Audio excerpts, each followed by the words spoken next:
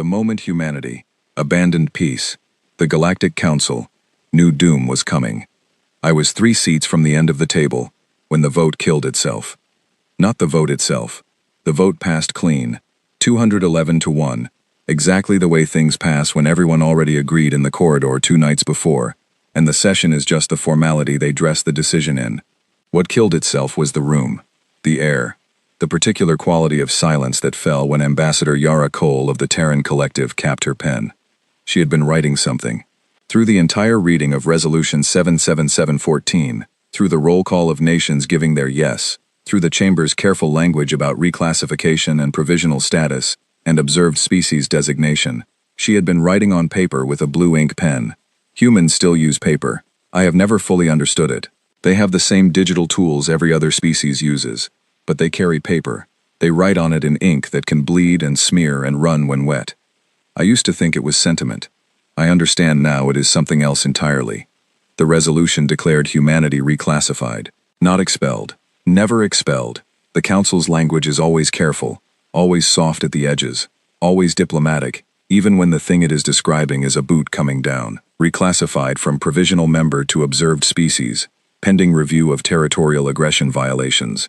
Observed species, the technical term, the polite packaging for, sit down, go quiet, you no longer have a voice here. The vote closed. Yara Cole capped her pen. She did not stand in protest. She did not invoke the appellate clause that every species uses when downgraded. There is a whole subcommittee, fully staffed, that exists purely to receive those appeals, because the Council has done this enough times that they built permanent infrastructure for the outrage. She did not raise her hand. She did not speak to the chamber. She said, to no one in particular, in a voice that was not angry, and not sad, and not anything I had a word for, I need to make a call. Then she stood up, left the pen on the table, and walked out. I am Vale Thos, Senior Diplomatic Attaché, Sirathi Collective, 41 years of service to the Galactic Council. I have watched species downgraded before. I know the pattern. There is always a statement, always an appeal, always the theater of formal objection that lets the losing party leave with something resembling dignity. It is a ritual as old as diplomacy itself. Yara Cole left her pen on the table and walked out without any of it. I kept looking at the pen. Blue, ink-based, the kind of object that belongs in a museum of pre-technological civilization, and yet there it sat on the polished surface of the Council's main chamber floor, alone at the human delegation's table, perfectly ordinary and somehow the most alarming thing in the room. I did not know why I kept looking at it. I know now. My aide collected my materials after the session closed. He asked me whether I wanted the standard post-vote summary prepared, the one we send to the Sirathi Home Council whenever a membership status changes. I told him yes. I told him to note that the resolution passed without formal objection from the affected delegation. He wrote that down. I did not tell him what I was thinking.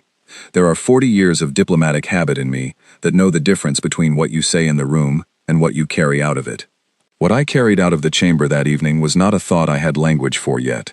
It was closer to a sound, the kind a structure makes before it goes. I had been in this work long enough to know what it looked like when a species was cornered, when they had nowhere to go except back, when the resolution that stripped them of their seat also stripped them of every formal mechanism for being heard, every procedural tool for pushing back, every lever that exists inside the system they had just been locked out of. I had seen species cornered before. They appealed. They complained. They formed coalitions. They worked the back corridors. They spent years clawing their way back to the table through exactly the kind of quiet, grinding diplomatic work that the Council is designed to allow. But those species all had one thing in common. They still believed the table was worth getting back to. Yara Cole walked out without her pen, without her appeal, without a single word directed at the institution that had just reclassified her entire civilization. She said she needed to make a call. She walked out, and I sat in traffic between the chamber and my offices for 40 minutes, and spent every one of them thinking about who she was calling. Not the Terran Home Council. They would already know. The vote was public, transmitted on standard Council broadcast frequencies to every registered member and observer species simultaneously. She was not calling to deliver news. She was calling someone who needed to be told to start. I did not know what. Not yet. I sat in my transport and watched the city of Vareth Prime go past the window, the towers, the transit lines, the slow-moving administrative barges that have carried council paperwork between buildings for 200 years, and I tried to find a reason to be unconcerned. I found several. They were all reasonable. They all held their shape right up until I remembered the pen. She left the pen. Humans do not leave things. They are the only species in the council registry that actively retrieves their dead from combat zones, that has formal protocols for the return of personal effects, that treats the physical objects of their lives as things worth carrying across distances, that make such carrying impractical. They leave nothing if they can help it. She left the pen. I put in for an intelligence briefing request on current Terran military disposition before I reached my office. Routine language. Monitoring recommended. The kind of language that disappears into the system without raising flags. I do not know if I believed it was routine. I know I filed it as if it were. The briefing came back 2 days later.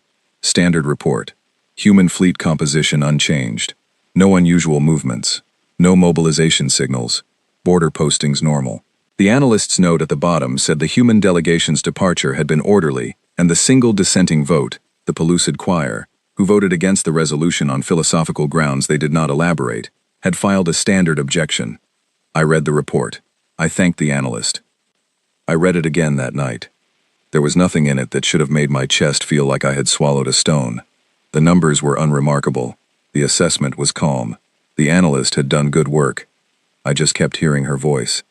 I need to make a call. Not angry, not broken, not the voice of a diplomat who has just lost the most important vote of her career. The voice of someone crossing something off a list and moving to the next item. I filed a second request. Broader scope. Historical cross-reference. I asked the archive to pull every instance in council history where a provisional member had been reclassified to observed species and cross-reference the subsequent behavior of the affected civilization in the following 30 days. There were 14 precedents. 11 had filed formal appeals within 72 hours. 2 had requested emergency review sessions. 1 had simply withdrawn from all council interaction entirely and spent the next decade in diplomatic silence before being quietly reinstated. None of them had said they needed to make a call and then walked out without their pen. I sat with that absence of precedent for a long time. Then I closed the archive and went to sleep, and I dreamed about the pen on the table. And in the dream it was not a pen anymore, but I could not tell you what it was, only that looking at it made a sound start somewhere below my ribs and rise very slowly, like water finding a crack. I woke up before it reached my throat. I did not go back to sleep. I wrote my standard post-session report. I used careful language. I noted the vote, the result, the departure of the human delegation without formal objection. I described the mood in the chamber as stable, procedurally resolved. I recommended standard monitoring of the Terran collective over the next assessment cycle. I sent it. I stared at my console for a while after. 41 years of writing careful language. 41 years of finding the words that kept the worst possibilities out of the official record, until they could either be managed or quietly forgotten. I was very good at my job. I was sitting in my office at the end of a day when everything had officially gone fine, and I was not sleeping, and I was not at peace. And the last thing I saw when I closed my eyes was a pen on a table and a door closing behind a small human woman who had somewhere to be and something to start. The council moved on. That is what councils do. The subcommittees filed their minutes. The resolution entered the active record. The human delegation's offices on Vareth Prime were logged for reassignment. Administrative. Clean. The machinery of a 40,000-year-old civilization processing a decision and filing it away. I moved on too. I told myself I did. The silence started on day 4. Not all at once. That is the thing I keep returning to when I try to explain it to anyone who was not watching closely enough.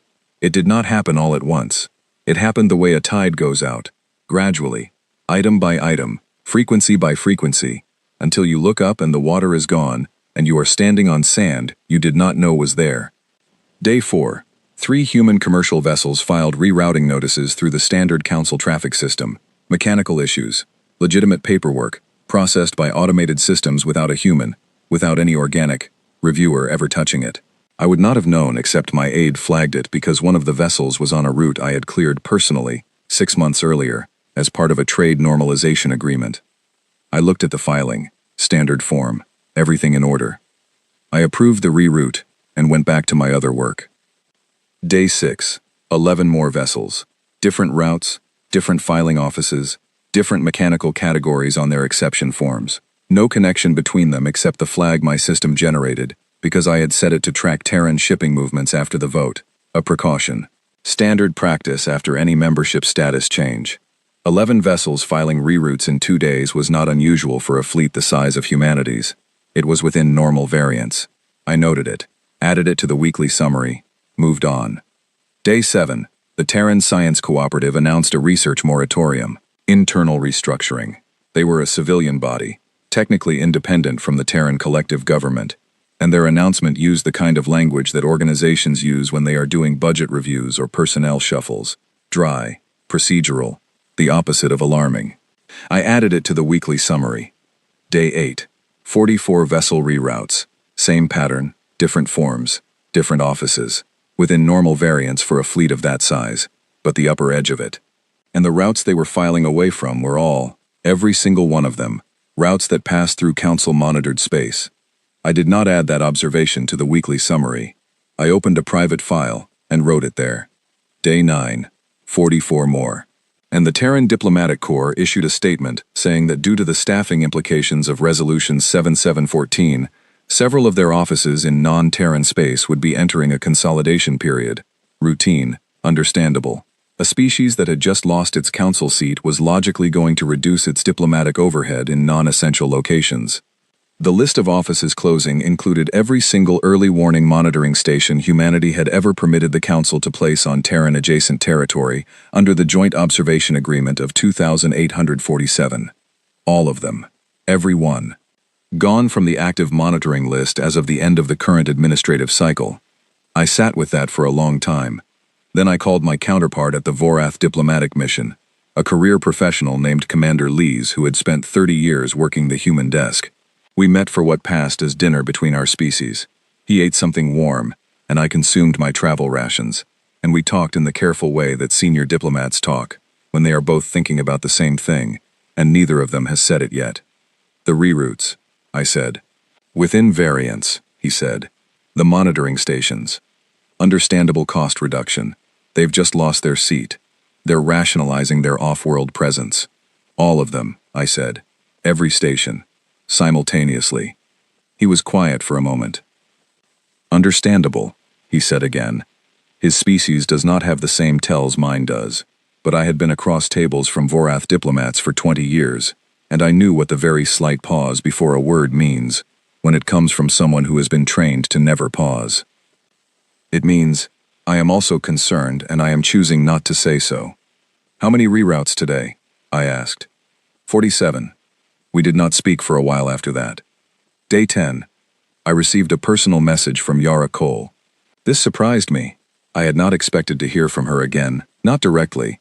Downgraded species go through formal channels, or go through nothing at all.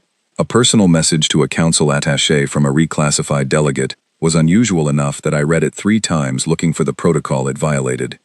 It did not violate any protocol. It was entirely proper. It was also, in its entirety, 8 words. Vale, thank you for your professionalism over the years. Past tense. I wrote back immediately. I asked if she was available for an informal conversation. I waited 6 hours. The message came back undeliverable. Her personal communications address had been deactivated. I put that in the private file. I did not sleep that night. Day 11. Everything. My aide woke me at the 3rd hour with his hands shaking slightly, which he would deny if asked. He held a datapad with a report from the Communications Monitoring Office, and he held it the way people hold things when they are not sure what to do with the information on them. Every human channel had gone dark. Not jammed, not disrupted, not attacked. Those things leave traces, interference patterns, source signals, the electronic echoes of something being stopped from outside. This left nothing. The frequencies humanity had been broadcasting on since they first reached into space and started sending their noise outward. 300 years of constant signal, advertisements and entertainment, and bureaucratic transmission, and the sheer ambient chatter of 8 billion people who treat communication as a form of breathing. All of it was simply off. Like a building where every light goes out at exactly the same moment. Not a power failure. A switch. I sat up. I took the datapad. I read the report. My aide said, "What does it mean?" I said, I don't know. I was telling the truth about the first half of that. The second half, what I did not say, was that in 41 years of this work, I had seen a species go silent for exactly 3 reasons.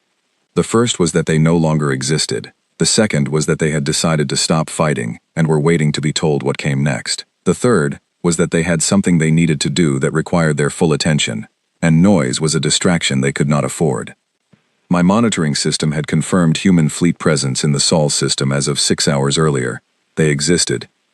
Yara Cole had capped her pen and walked out without an appeal. They were not waiting to be told what came next. I filed my report for the day. Standard language. Communication cessation possibly linked to internal administrative reorganization following membership status change. Monitoring recommended. Then I opened my private file, and I started reading everything I had put in it since day 4. With invariance, understandable, routine. Every single note looked different now that the lights were off. Because here is the thing about variance. About the statistical space inside which a number can land and still be considered normal.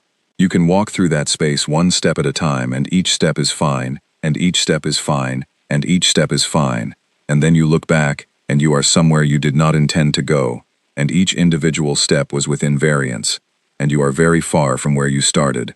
44 reroutes, within variance. 47 more within variance. Monitoring stations closing, understandable. Diplomatic offices consolidating, routine. Personal message in past tense, unusual but not alarming. And now 11 days of preparation, quiet and methodical, and invisible except in aggregate. All of it arriving at the place it had been aimed at from the moment a pen was left on a table. The emergency session request I filed went through the Council's standard escalation process.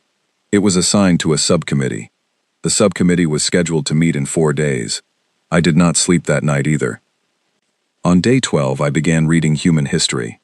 Not the history I had already read, the general survey materials, the diplomatic briefings, the cultural overview documents that the Council's human desk produces for member species who need to understand who they are dealing with. I had read all of those. They were thorough, and they were accurate, and they were, I was beginning to understand, almost entirely wrong about the one thing that mattered. They described what humans had done. They did not describe what humans were capable of when they stopped doing the easier version of it. There is a distinction. It matters more than I can explain simply. The easier version is what every species does. You expand, you encounter resistance, you negotiate or you fight, or you withdraw, and you try again later. The easier version has a ceiling. It has a natural stopping point, where the cost exceeds the return, and you reassess. Humans have a ceiling too. But underneath the ceiling, there is something else. I read about it. I found it in the parts of human history that are not in the diplomatic briefing packets, the parts that humans themselves write about, catalog, cross-reference, and study with the kind of attention that most species reserve for sacred texts. I found it in the accounts of their own worst centuries, the ones they put in their school curricula and their museums and their public memory, not to celebrate them, but because they believe, and I still find this particular belief genuinely strange, that understanding the worst thing is the only real protection against it. They do not soften their history. They do not let the difficult centuries drift into comfortable myth. They photograph everything. I found a photograph on night 12 of my reading, a city, a before and an after, side by side. The before was a city. Towers, streets, life, the whole ordinary complexity of a place where people wake up in the morning and go about their days. The after was a shape, a geometry where a city used to be. I sat with it for a long time. This was 400 years ago, before humans reached space, before 3 centuries of pointing all that focused, directed, particular human energy outward at the universe instead of at each other. I converted the numbers in the caption to standard units. I put down the data pad. I looked at the green light on my console. Status nominal. Everything being managed. The color my console has been my entire career. The color I have never once had reason to question. I thought about 11 days of silence. I thought about 44 reroutes, with invariance. I thought about a pen on a table and a door closing. I filed a second emergency session request. The subcommittee moved my case up, 3 days instead of 4. I spent those 3 days reading, and on the 3rd day I found the part I had been not quite looking for. It was in a human academic paper, written 6 years ago by a military historian at one of their universities, a woman named Dr. Caroline Marsh. She wrote clearly, and without drama. The paper was titled as a resource allocation projection, a theoretical exercise, she called it, in capability modeling. She was projecting what would happen if humanity decided to build, in her words, for real. Not for deterrence. Not for defense posturing. Not for the kind of fleet you maintain because every other species has one, and the math of interstellar politics requires it. For real. The number at the end of her projection was in her footnotes. I read the footnote 3 times. Then I closed the paper, and I did not include it in any of my reports. Some numbers, you do not put in writing. You carry them. You carry them and you try to remember that they are projections, theoretical exercises, the kind of thing that academic historians write and file and present at conferences, not the kind of thing that becomes real just because someone decided it would. The subcommittee met on day 15. The ship arrived on day 14. The alert came through at the 4th hour, local station time, when the corridor outside my office was empty, and my aide was sleeping, and Verith Prime was in the dark part of its cycle. A single vessel had dropped out of faster-than-light travel at the edge of Council-monitored space. My system flagged it automatically. Non-registered entry into monitored territory. Standard security protocol. Log it, hail it, await response. I was awake. I had not been sleeping.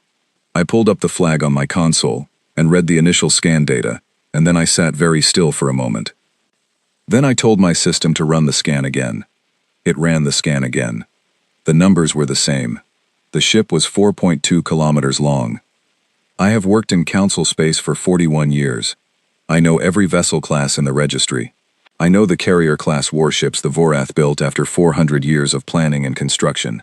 The largest manufactured objects in Council history, 1.8 kilometers from bow to stern, the pride of the most militarily sophisticated species the galaxy had ever formally recognized. 1.8 kilometers, 400 years. 4.2 kilometers, and humanity had been in space for 300 years total, most of which they spent doing other things. I hailed Commander Lees at the Vorath mission. He answered immediately. He had been awake too. "You're seeing this," I said. "I'm seeing it," he said. "Run your scan again." I have run it 4 times. We were quiet for a moment.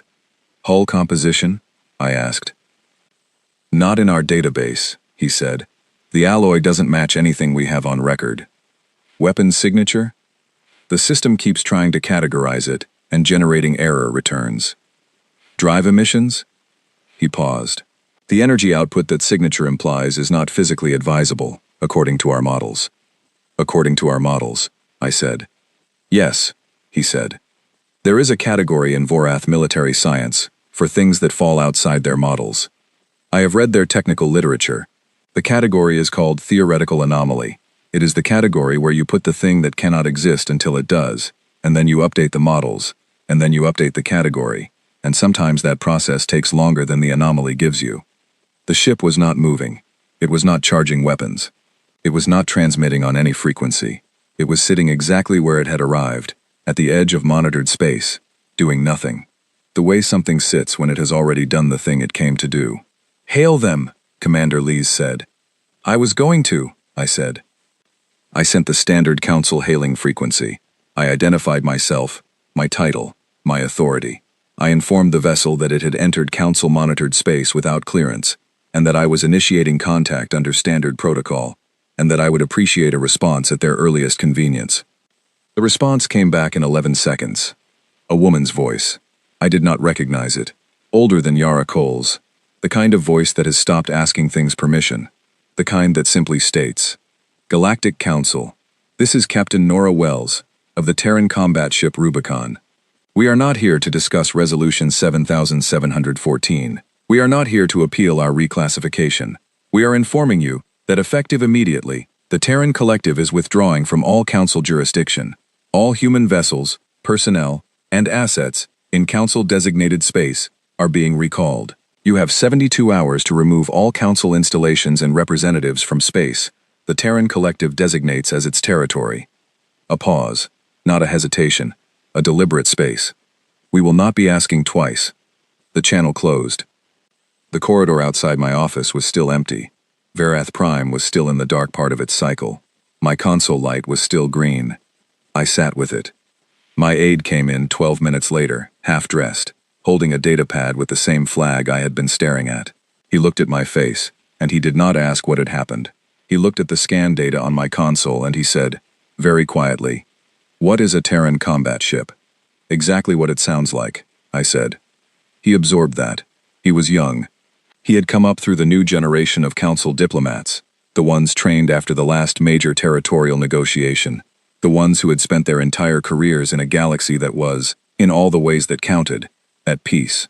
Not because everyone loved each other, because the architecture of the council made open conflict too costly for any sane civilization to choose. He had been trained in a world where the architecture held. "How large is their fleet?" he asked. I thought about Dr. Caroline Marsh, the footnote, the number I had not put in any of my reports. "I don't know," I said. The emergency session convened 8 hours later. Every senior delegate who could reach a communication terminal was on the channel. The chamber itself held 42 in-person representatives, a record for an unscheduled convening. The Vorath military liaison, Admiral Rin Tessic, was in his full-dress designation. He had 400 years of service. He had managed border conflicts and piracy cases, and 2 minor colony situations. He was the kind of professional who turns calm into armor. He presented the Vorath military assessment first. 1 vessel, unauthorized entry into monitored space, technically a violation of council code. Practically, he said, an act of provocation, significant but contained. 1 vessel was a statement. A statement could be answered with a proportional statement. He recommended a security escort. 17 council vessels. Enough to make the institutional weight clear. Enough to demonstrate that the council's monitoring authority was real and enforced, and not subject to unilateral human declarations. Not aggressive, measured, proportional. "We respond with procedure," he said. "We remind them that the council's frameworks exist, regardless of their current feelings about their membership status." Several delegates agreed immediately. The language of procedure is deeply comfortable to people who have spent their lives inside it. Procedure means the situation is still in the room they know. I did not agree immediately. I looked at the scan data still running on my secondary screen. The hull composition the system could not identify. The weapons signature it could not categorize. The drive emissions that exceeded the models. "How long," I asked, "did it take to build that ship?" Tessic looked at me. "That is not the relevant." "How long?" I said again. He consulted his team. They consulted their data. The answer came back, based on known human industrial capacity and the vessel's estimated construction complexity. A minimum of 4 years. Probably 6. 6 years. Humanity had been building that ship for 6 years, while they were still in the council. While they were still attending sessions and filing reports and sitting at the table with their pens and their paper, they had been building it and saying nothing, and the only reason any of us were looking at it now is that they decided we should. "They showed us 1 ship," I said. "Yes," Tessic said. "Why 1 ship?" He frowned. As I said, it is a statement, a provocation, designed to... "A species shows you a fleet when they want you to understand what fighting them looks like," I said. "They show you 1 ship when they want you to understand that they do not need a fleet." The chamber was quiet. "Deploy the escort," the council chair said. "Procedure holds." I did not vote against it. There was no point. The decision was already made, the same way the decision to reclassify humanity had already been made before the vote was called. I sat in my place, and I watched the 17 vessels get assigned, and I thought about what I had read about a general, 2,000 years ago, on a world I had never visited, and a river he was not supposed to cross. The scan data updated on my secondary screen. The Rubicon had not moved. It was just sitting there, patient. They named it after a river. I only understood why on the day the escort fleet arrived. I had spent the hours between the session and the fleet's arrival in the archive. My aide thought I was preparing my formal objection brief. I was, in part, but the larger part of what I was doing was reading about a Roman general named Julius Caesar who, 2,000 years ago on a world called Earth, faced a law that said, "Stop at the river. Leave your army on that side. Cross alone, if you cross at all." He crossed with his army.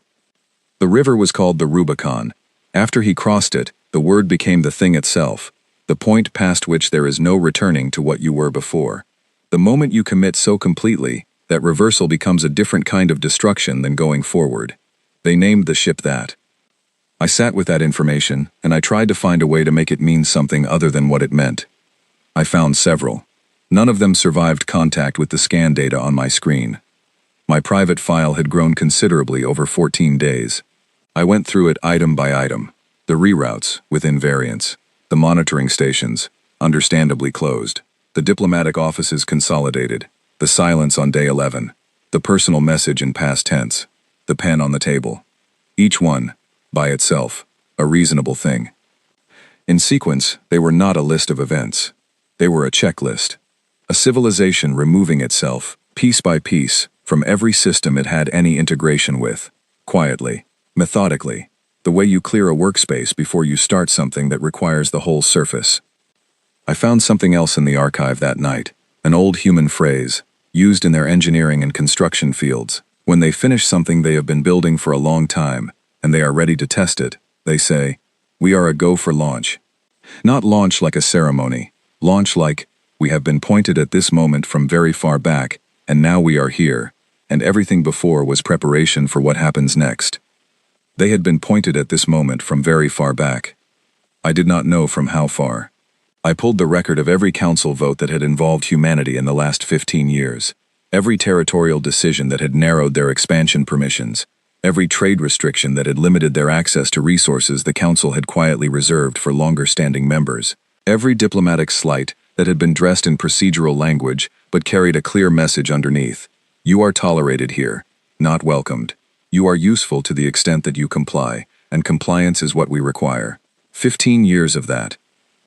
And 6 years ago, while sitting in their seats and filing their paperwork and casting their one vote, and losing it, over and over in chambers where 211 other voices drowned them out, they had started building. The escort fleet reached the Rubicon's position at the second hour of the following day.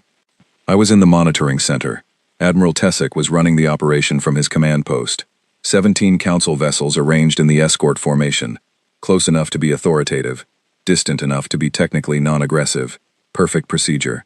The council at its most composed. He hailed the Rubicon. His voice was exactly what 400 years of professional service sounds like. Absolute, calm authority. The voice of an institution that has not genuinely needed to fear anything in a very long time. Terran vessel. You are in violation of Council Resolution 7714 and Emergency Security Order 12. Reduced to station keeping. Prepare to be escorted from Council-monitored space. The Rubicon did not respond. Tessick repeated the hail. Standard protocol. 3 attempts, increasing formal language. On the 3rd attempt, a different voice answered. Not Nora Wells this time. A man's voice. Young, with the particular flatness of someone reading from a prepared statement. Council escort formation. We acknowledge your communication. Please hold your position. Tessick looked at the room. A request to hold position. Unusual, but workable. It implied negotiation. It implied the human vessel was considering the escort's authority, weighing its options, preparing a response. For 6 minutes, nothing moved. Then my secondary display updated. I looked at it. I asked my aide to confirm the reading. He confirmed it. I looked at the main display. I looked at my hands. They are 4-fingered. My hands. Gray-toned. The hands of a species that has been in diplomatic service for longer than most of the Council's current members have been in space.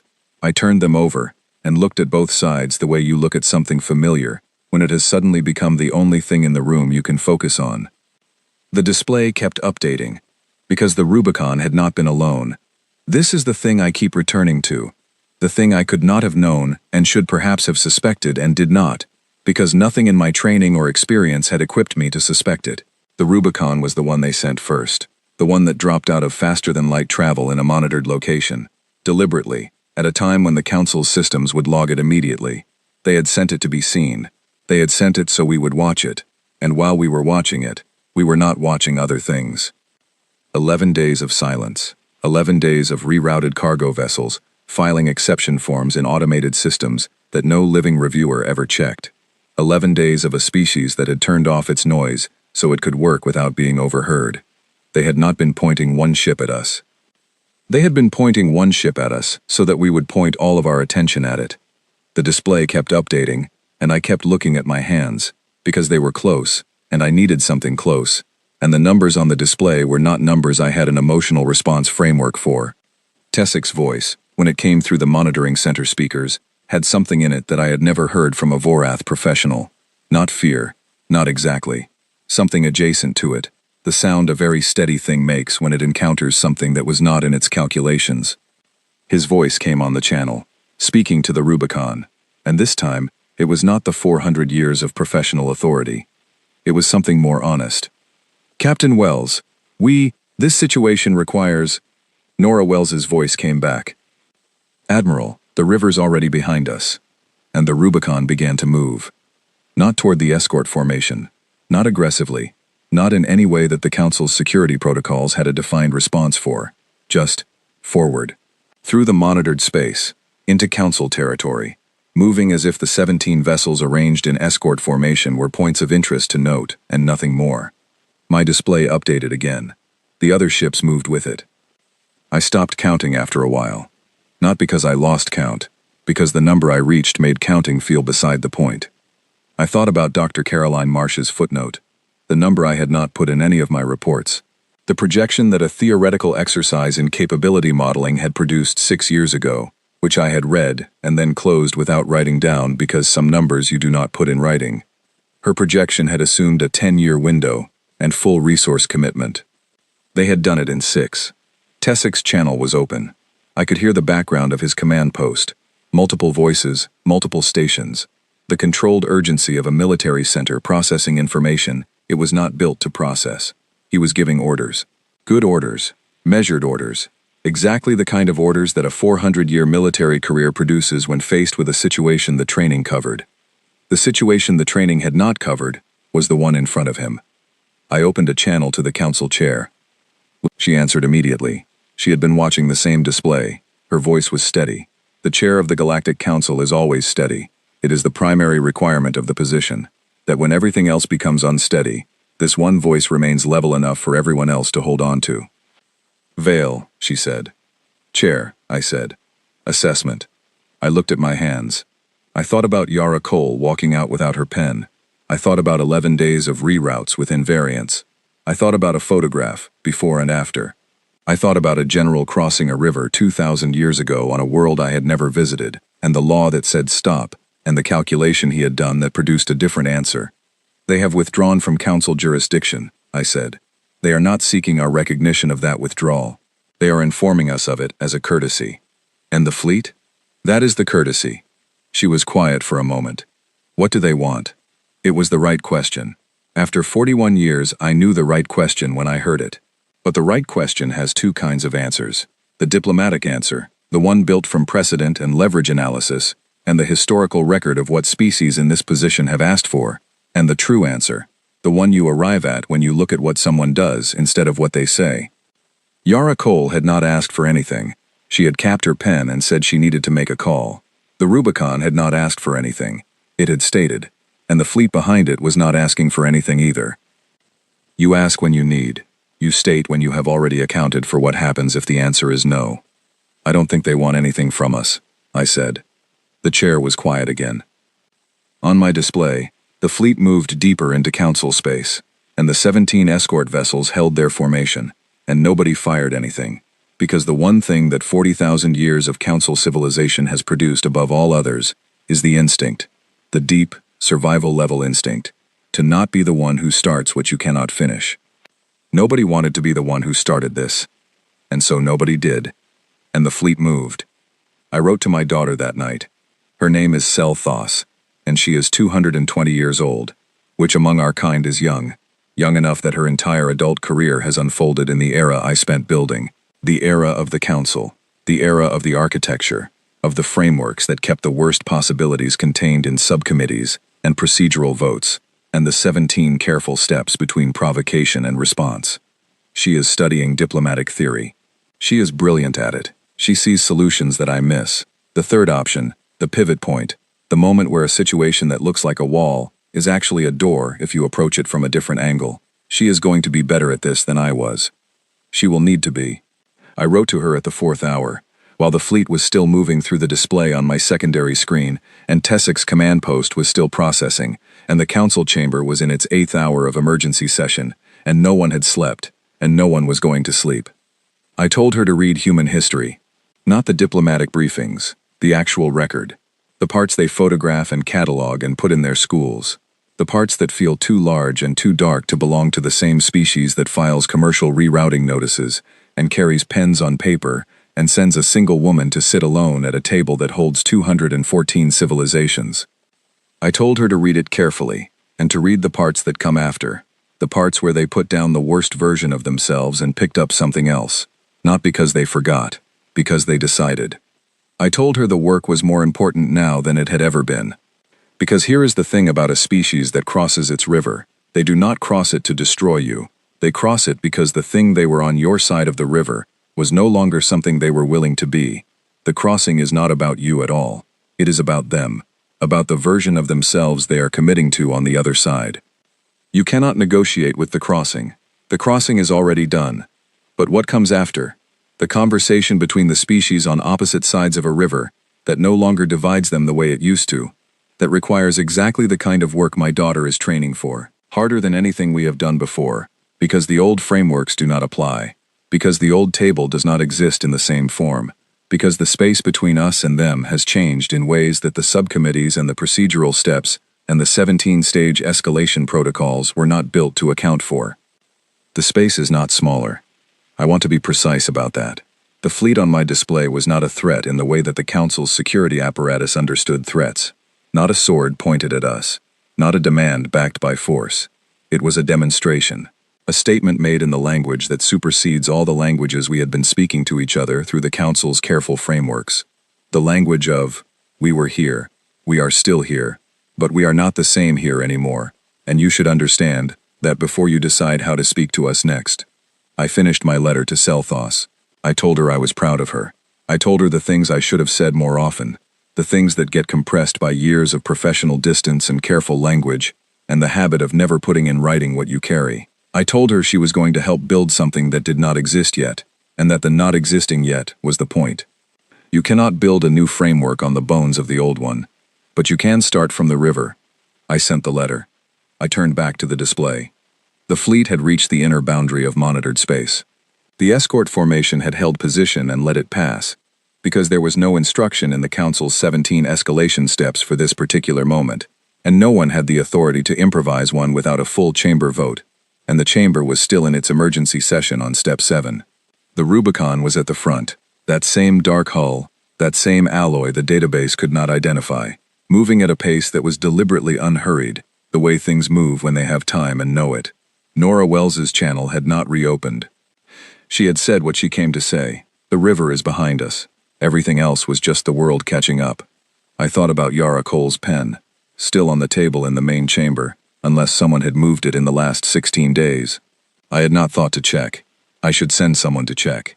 It seemed important to know whether the pen was still there, not for any practical reason, but because some objects earn the right to be kept track of.